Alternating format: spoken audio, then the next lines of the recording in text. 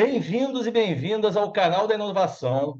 Nesse episódio, estamos com o Rodrigo Sawaia, presidente da AB Solar, Associação Brasileira de Energia Solar Fotovoltaica, que vai falar do histórico da expansão da energia solar no Brasil, desafios e perspectivas para intensificar o crescimento dessa matriz energética. Olá, Rodrigo, é um grande prazer ter você aqui conosco para esse bate-papo no canal da Inovação. Obrigado por ter vindo. Olá, André, e a todos que assistem o canal da Inovação. Queria agradecer aqui em nome da AB Solar, um prazer estar contigo e espero que vocês gostem dessa nossa conversa de hoje. Rodrigo, a produção brasileira de energia solar vem crescendo muito nos últimos anos, né? Alguns estudos dizem que até 2040 essa fonte pode ultrapassar, inclusive, as hidrelétricas da matriz elétrica brasileira. Você poderia comentar um pouco esses números e as perspectivas de expansão? Claro, André, a energia solar fotovoltaica, especialmente por ter conseguido reduzir o preço dos equipamentos, aumentar a eficiência dos equipamentos e aumentar a escala de produção dessa tecnologia no mundo, levaram a energia solar a reduzir o seu preço, só para a gente ter uma ideia, na última década em 86%. Hoje, a energia solar já é a fonte mais barata de energia elétrica em países onde habitam 60% da população mundial, com destaque para dois grandes segmentos: os sistemas solares de pequeno porte nos telhados das edificações e as grandes usinas solares que geram energia para milhares ou às vezes milhões de pessoas com uma única usina. Então a projeção dos analistas de mercado são de que a energia solar ela vai se tornar a fonte número 1 em vários países do mundo. E no caso brasileiro, a projeção de que até 2040 a 2050, vai depender das políticas públicas que forem estabelecidas, de quão rápida a tecnologia vai avançar, a fonte solar vai representar mais ou menos 1/3 da matriz elétrica brasileira, ultrapassando as hidrelétricas e se tornando a fonte número 1 do país. Muito bom, né? A energia solar tem essa característica de poder ser impulsionada por sistemas de pequeno, médio e grande porte, né? E, além disso, ela possui os menores impactos ambientais entre as fontes energéticas ou impacto nulo em projetos pequenos e médios. O crescimento vem ocorrendo principalmente nos grandes sistemas ou os sistemas residenciais de pequenos comércios? Quais cidades seriam líderes? Ótimo, André. Então, a gente tem as duas coisas aconteceram em momentos diferentes no Brasil. Nos primeiros anos de políticas públicas voltadas para a energia solar, e é recente isso, as primeiras políticas de energia solar conectada na rede elétrica aconteceram lá em 2012, aí a gente tinha alguns sistemas de geração própria, quer dizer, sistemas de geração solar distribuída, esses de pequeno porte nos telhados, começando a entrar em operação no Brasil. A partir de 2017, 18 e 19, nesses 3 anos, a gente viu um crescimento maior das usinas de grande porte, que a gente chama de geração solar centralizada. É fruto dos leilões que o governo federal começou a realizar a partir do ano de 2014, o primeiro leilão, depois 2 em 2015, e essas usinas começaram a entrar em operação em 2017. Mas em 2020, a geração solar de pequeno porte, de novo, retomou a liderança. 70% de todos os sistemas solares fotovoltaicos em operação no país são sistemas de geração distribuída, de pequeno porte. O Brasil tem por volta de 33.500 megawatts em operação de solar fotovoltaica, mais ou menos 10 mil megawatts, ou seja, 10 gigawatts, usinas de grande porte, 30% desse total, e o restante, por volta de 23.500 megawatts, de geração distribuída solar fotovoltaica. E isso faz com que a energia solar já represente 15% da matriz elétrica brasileira, o que faz da fonte a número 2 no país com maior potência instalada, atrás apenas das hidrelétricas. Hoje, a gente vê uma distribuição heterogênea da energia solar nos estados. E eu vou dar o exemplo falando da geração distribuída solar fotovoltaica.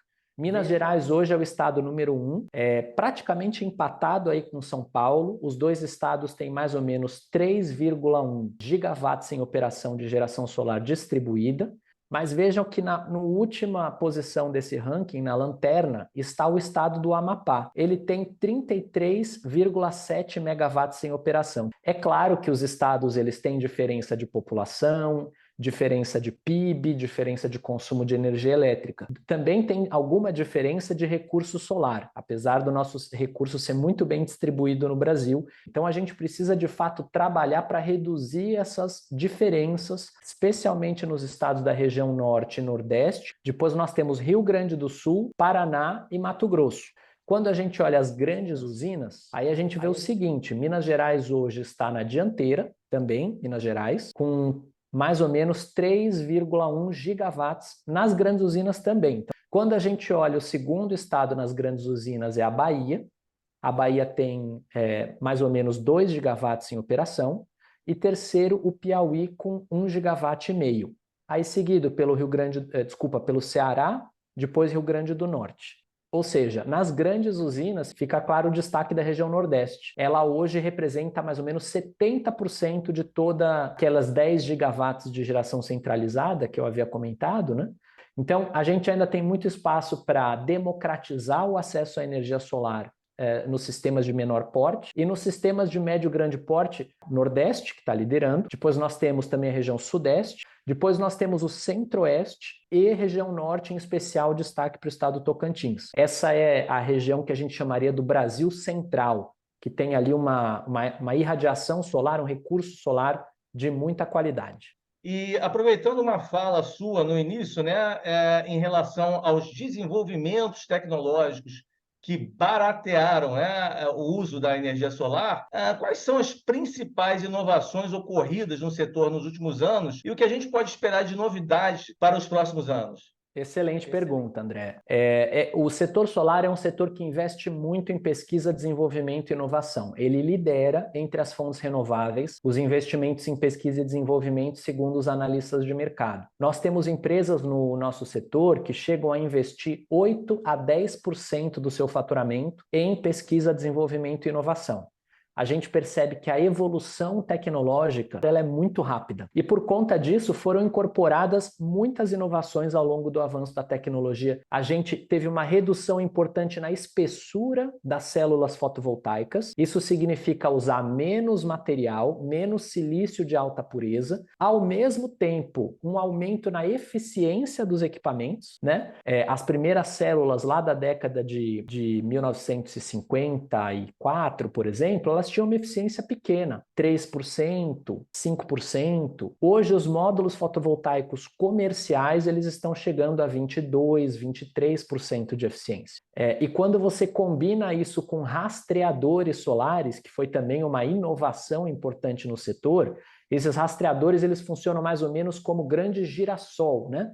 É como se você estivesse acompanhando a posição relativa do Sol no horizonte. Então, com isso, o fator de capacidade das usinas solares chegam a 30%. Além disso, a gente teve avanços importantes técnicos nas células fotovoltaicas que fizeram essa eficiência crescer, mas também avanços produtivos, a robotização, a automatização dos processos industriais do setor. Tivemos inovações nos inversores, tivemos inovações também em sistemas de apoio, softwares, além das inovações em modelo de negócio no setor, né? O primeiro modelo era você instalar um sistema solar no seu telhado. Agora já existem modelos de solar por assinatura. Se você mora em apartamento e não tem telhado para instalar solar, você pode ter energia solar com sistema de geração remota ou compartilhado, né? E, Rodrigo, como é que estão as iniciativas brasileiras para a produção de hidrogênio a partir de energia solar? A Solar, ela desde o ano passado mudou o seu estatuto social para poder abraçar novas tecnologias que a gente chama de sinérgicas com a solar fotovoltaica. Especialmente o armazenamento de energia elétrica. Então as baterias elas trazem aí uma série de funcionalidades novas para a energia solar e o hidrogênio de fontes renováveis. Então, nós defendemos esse mercado e essa oportunidade imensa para o Brasil de transformar isso numa nova alavanca para a sustentabilidade do país e para fornecer sustentabilidade para outros mercados. Primeiro, até para o nosso consumo interno. 70% a 80% do fertilizante que o Brasil consome, o Brasil é um dos maiores produtores do mundo de alimento, é importado. Por que não produzir esse fertilizante no Brasil e mais, produzir fertilizante verde, usando justamente o hidrogênio verde, depois transformando isso em amônia verde, e aí com a amônia produzindo os fertilizantes nitrogenados. Nós temos associados que já estão trabalhando nesse sentido. Indústria metalúrgica e siderúrgica, grande consumidor de hidrogênio hoje. Então a gente pode substituir esses hidrogênios, que hoje é cinza, ele é produzido a partir de gás natural, portanto emite gases de efeito estufa, né? Agrava o aquecimento global. Nós temos a oportunidade de fortalecer e apoiar a indústria do cimento, que também é outro grande emissor, com o apoio dessa tecnologia. Nós temos também a possibilidade de fazer uso em transporte de carga e transporte pesado, como trens, aviões, navios, utilizando esse hidrogênio de fonte renovável. E o Brasil, André, pode exportar esse hidrogênio para o mundo. Nós podemos também transformar esse hidrogênio em amônia, em metanol, e exportar esse hidrogênio para países que não têm a abundância de recurso renovável que o Brasil tem, ou a competitividade. Por isso a Absolar, ela trabalha em conjunto com outras organizações, fazemos parte de um pacto pelo hidrogênio renovável, e a ideia desse pacto é ajudar a criar as condições e estabelecer as diretrizes legais, as diretrizes de acesso a financiamento, as diretrizes de redução de impostos, incentivos, políticas públicas para que esse hidrogênio se torne cada vez mais presente na economia nacional, o hidrogênio renovável, né? Ótimo, Rodrigo. Olha, muito bom, é muito interessante ter todas essas informações, né, para compartilhar com o nosso público. Eu te agradeço bastante por ter vindo. Um prazer. André, estamos sempre à disposição. Obrigado mais uma vez pelo convite e tudo de bom para você e para todos que assistem o canal da Inovação. Obrigado. E você que nos assistiu, curta esse vídeo, compartilhe e até a próxima.